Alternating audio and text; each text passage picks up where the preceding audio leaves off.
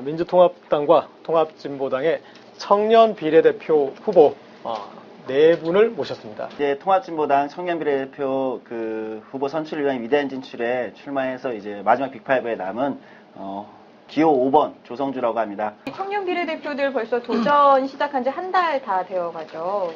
일단 짧게 소감을 좀 듣고 싶어요. 감동이 있었던 것 같아요. 그러니까 뭐랄까 이 많은 청년들을 만나면서 생각보다 청년들이 정치에 대한 열망이 굉장히 강하게 있구나 이런 걸 많이 현장에서 느낄 수 있었고요.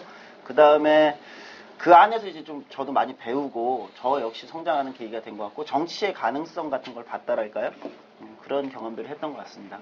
강정마을 해군기지에 대해서는 민주통합당과 통합진보당의 의견이 그렇게 틀리지는 않을 것 같은데 제가 강정마을을 2008년도에 사실은 직접 가보기도 하고 정말 보존해야 되는 게 무궁무진한 곳인데 환경부의 환경평가에서부터 사실은 환경부, 국방부 모든 이명박 정부의 그 부처들이 합작해서 사실은 이 제주도를 평화의 섬을 사실은 위험과 지금 이게 말도 안 되는 일들을 벌이고 있는 거거든요. 지난 3년간 320명 정도, 5년간 320명 정도의 주민들이 잡혀가셨단 말이죠.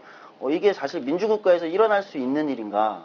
자, 청년은 이것과 기성 정치인과 차별이 있다 일반론을 말하지 말고 여러분들이 대표시니까. 젊은 정치인은 많았죠. 아까 말씀하신 대로 전 김영삼 대통령도 있고 그러나 청년 정치인은 없었습니다. 젊은 정치인과 청년 정치인의 차이는 청년 세대의 문제, 청년 세대가 핵심적으로 겪고 있는 갈등, 청년 실업에서 고액의 대학 등록금 이것의 당사자들이 직접 정치를 하는 것과 생물학적 연령이 젊은 정치인이 하는 건 다르다. 저는 청년 유니온에서 실제 수많은 커피 전문점 아르바이트생들의 문제 또는 제가 17대 교육위에서 등록금 상한제를 직접 만들기도 하고 직접 현장에서 청년들의 문제를 공감해왔기 때문에 제가 청년의 당사자로 국회에 간다면 진짜 청년들의 당사자의 목소리를 국회에서 울려 퍼지도록 할 수 있다는 장점이 저에게 있다고 생각합니다. 왜 다른 당이 아니라 나는 이 당을 선택했는지. 현재 청년들의 문제의 가장 근간에는 노동의 문제가 사실 깔려 있다고 생각합니다. 그러니까 일자리의 문제, 일하고 싶어 하는 청년들 또는 일하고 있는데 비정규직으로 있는 청년들. 그러니까 다 노동의 문제거든요.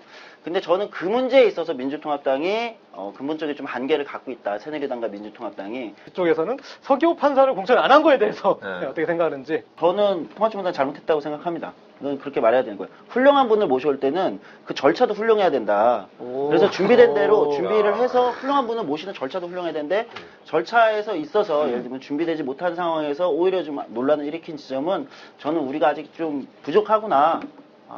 지도부분들이 안 좋게 들으실래나요? 어쨌든 이 비정규직 문제에 대해서 본인의 이제 어떤 소신. 일단 통합진보당의 비정규직 대책 관련돼서는 저는 가장 훌륭한 지점은 사실 비정규직에서 그러니까 직접 고용된 비정규직 문제도 있지만 간접 고용이 현재는 굉장히 반접 고용 비정규직이 굉장히 문제를 많이 일으키고 있습니다.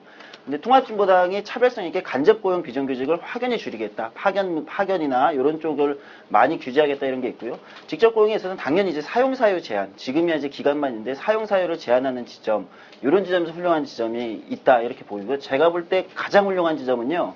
사실은 노동조합 조직률을 20%까지 상향시키겠다고 하는 것, 그 다음에 단체협약 확장 적용률을 50%까지 가겠다. 이 지점이 사실은 오히려 비정규직 문제에 있어서 비정규직들이 노조가 있으면 노조에서 활동을 하면서 자기 권리를 찾고 단체협약이 더 많은 노동자에게 적용되는 과정에서 연대 정신도 발휘되고 사실 이 지점이 오히려 통합진보당이 가장 핵심을 잘 짚었다.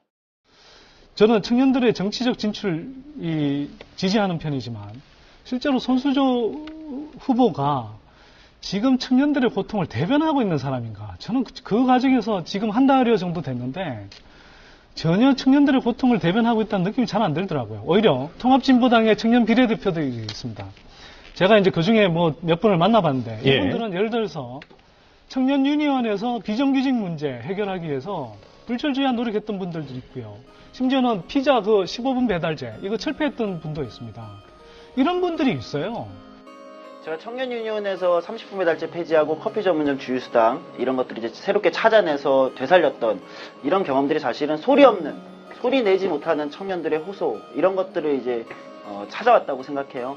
그런 지점에서 저는 제가 국회에 들어간다면 목소리를 내지 못하는 청년들의 목소리를 대변하는 것, 특히 그들의 일하는 청년들의 목소리를 대변하는 것을 무엇보다도 가장 먼저 해보고 싶습니다.